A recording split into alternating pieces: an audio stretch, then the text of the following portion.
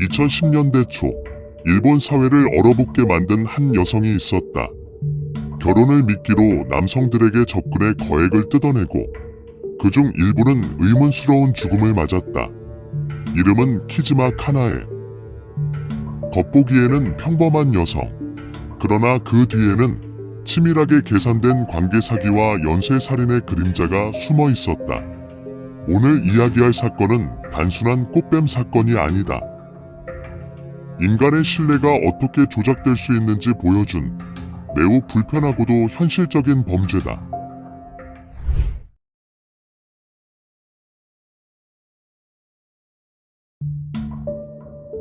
키즈마 카나에는 1974년 홋카이도에서 태어났다. 가정 환경만 놓고 보면 특별히 문제가 있어 보이지 않았다. 할아버지는 사법서사, 할머니는 법무사, 아버지는 대학 직원이자 행정서사, 어머니는 피아노 강사였다. 그녀는 사남매 중 장녀로 비교적 유복하게 자랐다. 어린 시절에는 피아노를 배워 지역 대회에 나갈 정도의 실력도 갖추고 있었다. 겉으로 보면 범죄자와는 거리가 먼 성장 배경이다. 하지만 성인이 되면서 삶의 방향이 조금씩 어긋나기 시작한다. 도쿄의 대학에 진학했지만 중퇴, 이후 피아노 강사, 방문 헬퍼 등 여러 직업을 전전하며 생활했다. 그리고 20대 후반부터 그녀의 범죄 이력이 하나둘 쌓이기 시작한다. 1999년 화장품 절도, 2000년 책 절도, 2001년 현금 절도, 2003년에는 인터넷 경매 사기까지 저질렀다. 특히 경매 사기 사건에서는 피해자가 10명에 달했다. 이 일로 그녀는 징역 2년 6개월, 집행유예 5년을 선고받는다. 여기서 중요한 포인트가 있다.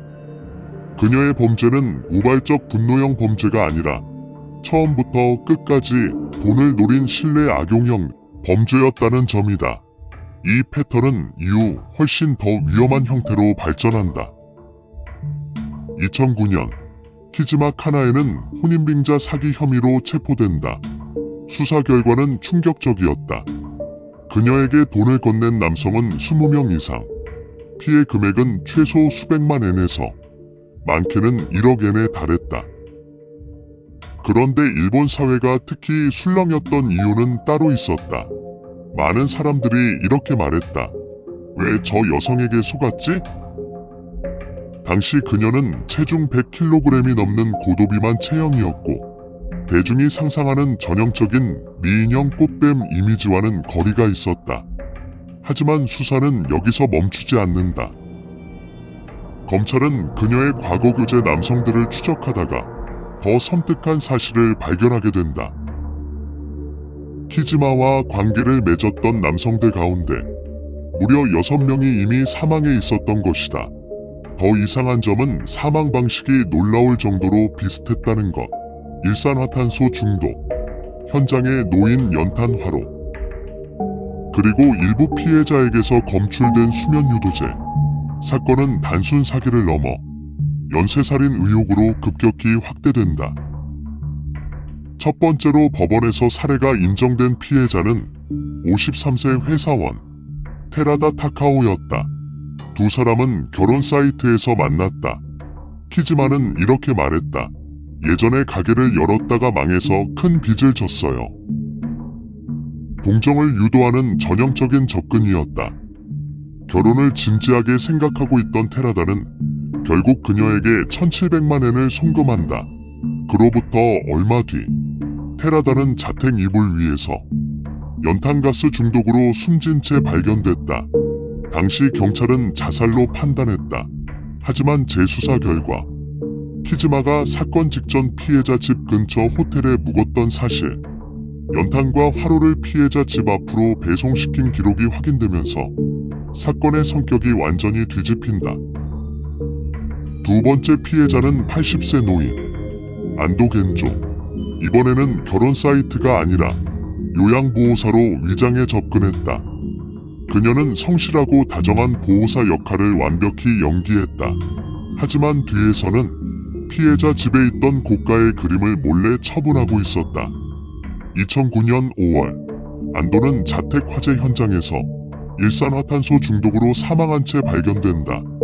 부검 결과 몸에서는 수면 유도제가 검출됐다. 게다가 사건 당일 키즈마가 피해자의 카드로 180만 엔을 인출한 사실까지 드러난다. 그리고 세 번째 사건에서 그녀의 범행은 결국 무너지기 시작한다. 피해자는 41세 회사원 오이데 요시유키. 두 사람 역시 결혼 사이트에서 만났다.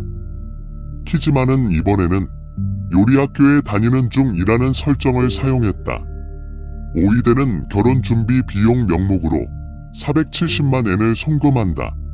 2009년 8월 두 사람은 2박 3일 여행을 떠난다. 하지만 다음 날 오이데는 렌터카 뒷좌석에서 연탄가스 중독 상태로 발견된다. 문제는 자살로 보기에는 이상한 점이 너무 많았다는 것이다. 차 열쇠 없음, 라이터 없음, 유서 없음, 그리고 계좌에서 사라진 거액의 돈. 결정적으로 피해자에게 사용된 것과 동일한 수면제가 키즈마의 집에서 발견된다. 이 사건으로 그녀는 결국 체포된다. 2012년 사이타마 지방법원. 법원은 키즈마 카나에가 연탄가스 자살로 위장해 3명을 살해했다고 판단했다. 선고는 사형. 그녀는 즉시 항소했지만 2017년 사형이 최종 확정된다. 현재 그녀는 도쿄 구치소에 수감된 사형수로 남아있다. 이 사건이 일본 사회에 남긴 가장 큰 충격은 단순한 범죄의 잔혹함이 아니었다. 사람들은 계속해서 이 질문을 던졌다. 왜 그렇게 많은 남성이 속았는가? 전문가들은 몇 가지 공통점을 지적한다.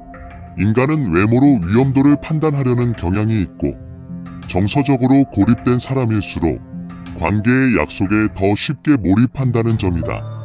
키즈마 카나에는 바로 그 심리적 틈을 집요하게 파고든 인물이었다. 이 사건은 우리에게 불편한 사실 하나를 남긴다. 사람은 생각보다 쉽게 속는다.